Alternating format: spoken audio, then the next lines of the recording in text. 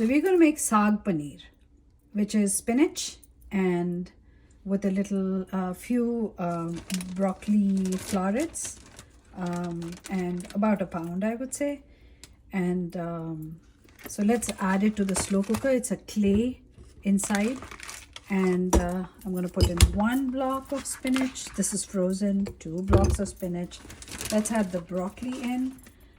We will put the quantity in the video just in case I'm confusing you with the quantity. Put in the broccoli, and then the minute the slow cooker turns on, the amount is going to start getting reduced in the slow cooker. So don't worry that I'm putting too much in.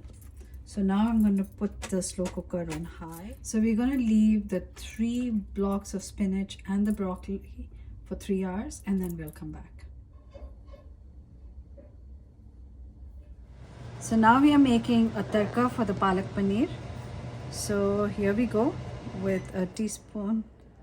So making the tadka for the palak paneer, correct? So I'm making, adding about 1.5 teaspoons of the olive oil. I will add 1.5 teaspoons of cumin seeds. Add some butter to it. Keep the heat on low. Don't let anything burn. Add a little bit of hing again, just a tad bit, 3-4 sprigs. Then add onions. Sometimes I don't add onions to the palak paneer, but it really gives it a good taste. So add the onions, and this is just chopped ginger, garlic, 2 cloves of garlic, and 2 green chilies.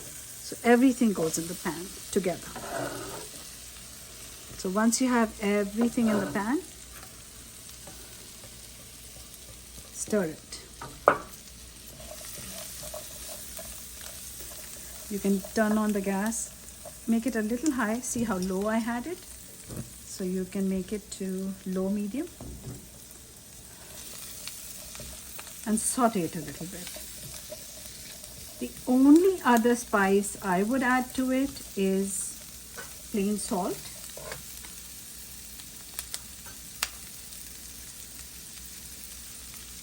One teaspoon. So I added 1 teaspoon of salt. I'm going to add another 1/2 teaspoon because there's quite a lot of saag. And again, salt is to taste. Now I'm adding gram flour. Sometimes I use regular plain atta, but gram flour has its own earthy taste. And make sure that the gram flour is sauteed. Otherwise it has to have that wonderful, the aromatic smell of gram flour. So I don't want to add too much, but this will give such a nice flavor to the saag, to the spinach. So I'm going to saute it for a good 1.5 minutes.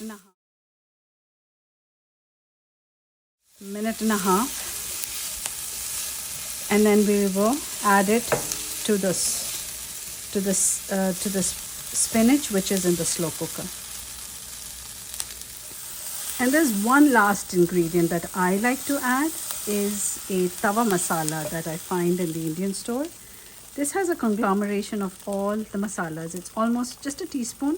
At most you can put 1.5 teaspoons so that it's not overpowering.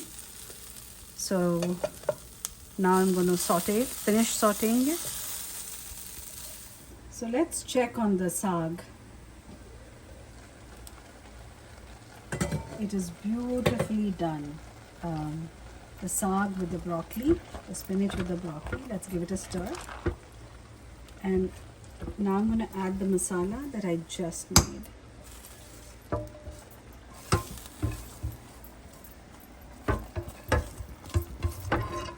So our next step is going to be to grind this, and then after grinding it, we have to then add the paneer to it, and that'll complete the process.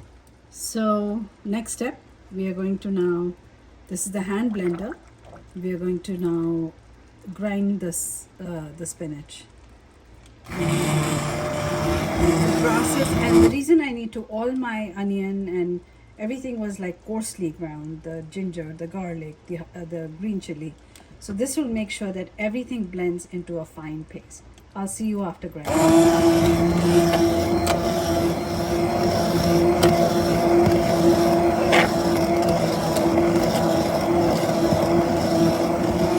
So this is the desired texture that I like. And now we'll add the paneer cubes to it, small paneer cubes. And anytime, butter is never, I put very little butter, but before serving, please add more butter and it is delicious. So these are small paneer cubes, which is Indian cheese, that we are going to add to the saag. And what I'm going to do is I'm going to take these. For my saag paneer, I'm going to add a dash of olive oil, again a teaspoon or half a teaspoon. And I'm going to sprinkle some salt because I want the paneer to have the individual flavor as well, because my saag doesn't have too much salt in it. So just added a little sea salt to it. You can add any salt.